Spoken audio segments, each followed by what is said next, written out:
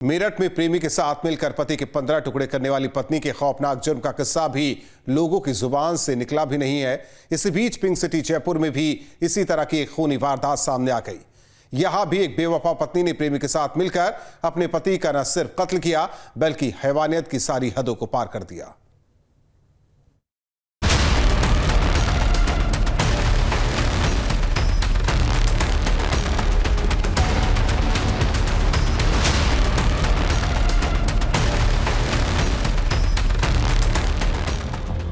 Pink city Jaipur, इस खूबसूरत शहर के एक बाजार का ये सीसीटीवी फुटेज है जिसमें आप देख सकते हैं कि एक वाहनों के बीच एक बाइक तेजी से गुजरती है। बाइक के पीछे लाल साड़ी में एक महिला बैठी हुई दिखाई दे रही है। ब्लैक कलर का हेलमेट पहनकर एक शख्स बाइक को तेजी से दौड़ा रहा है।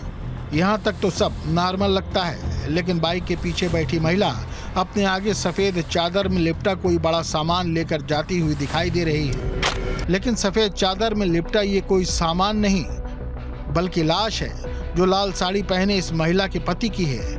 और ये महिला पति के कत्ल के बाद प्रेमी के साथ मिलकर पति की लाश को ठिकाने लगाने की कोशिश कर रही है। जयपुर के बाजार में लगे इसी सीसीटीवी की इस फुटेज में धन्नालाल सैनी के अनदेख कत्ल के राज से पर्दा हटाया। धन्नालाल का कातिल कोई और नहीं बल्कि उसी की पत्नी गोपाली देवी निकली, जिसने अपनी प्रेमी दीनदयाल के साथ मिलकर पति की हत्या की और फिर बोरी में भरकर सफेद चादर लपेटकर बाइक से प्रेमी के साथ लाश को जंगल में ले जाकर जला दिया। जयपुर पुलिस ने ब्लाइंड मर्डर का खुलासा करते हुए आरोपी पत्नी गोपाली देवी और उसके प्रेमी दीनदयाल को गिरफ्तार कर सलाखों के पीछे भेज दिया है। 16 मार्च मुहाना क्षेत्र में नेवटा पुलिया के पास जला हुआ शव मिला था। पुलिस ने लाश की शिनाख्त के लिए कई टीमों का गठन किया। काफी मशक्कत के बाद लाश की शिनाख्त धन्नालाल के रूप में हुई। जांच के दौरान पुलिस ने सीसीटीवी फुटेज को खंगाला। कुछ संदिग्ध बाइक मिली जिनके आधार पर जांच को आगे बढ़ाया। अलग अलग संभावित ठिकानों पर दबिश दी। इसी बीच पुलिस एक सीसीटीवी फुटेज पर एक बाइक पर एक शख्स और महिला सफेद चादर में लिपेटकर कोई संदिग्ध चीज लेकर जाती दिखाई दी। पुलिस को शक हुआ, जिसके बाद शक के आधार पर पुलिस ने बाइक सवार शख्स और पीछे बैठी महिला को गिरफ्तार किया। जब दोनों से सख्ती से पूछताछ की गई तो एक ही झटके में धन्नालाल के मर्डर की सारी उलझी गुत्थी सुलझ गई। शाम को दोपहर बाद एक सूचना मिली थी कि एक आधी जली हुई डेड बॉडी मुहाना थाना क्षेत्र में मेन सड़क से थोड़ी दूरी पर ढलान के ऊपर पड़ी हुई है, जिस पर तुरंत मौके पर एसपी मानसरोवर और एसएचओ मुहाना के पहुंचे।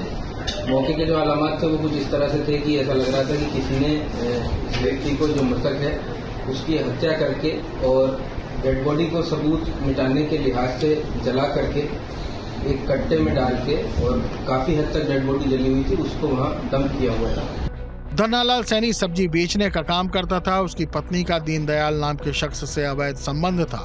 आरोपी पत्नी अपने प्रेमी दीनदयाल की कपड़े की दुकान में काम करती थी, लेकिन ये बात गोपाली देवी ने पति को नहीं बताई थी। उसने पति से बोल रखा था कि वो किसी फैक्ट्री में काम करती है। एक दिन धन्नालाल को पत्नी के झूठ का पता चल गया।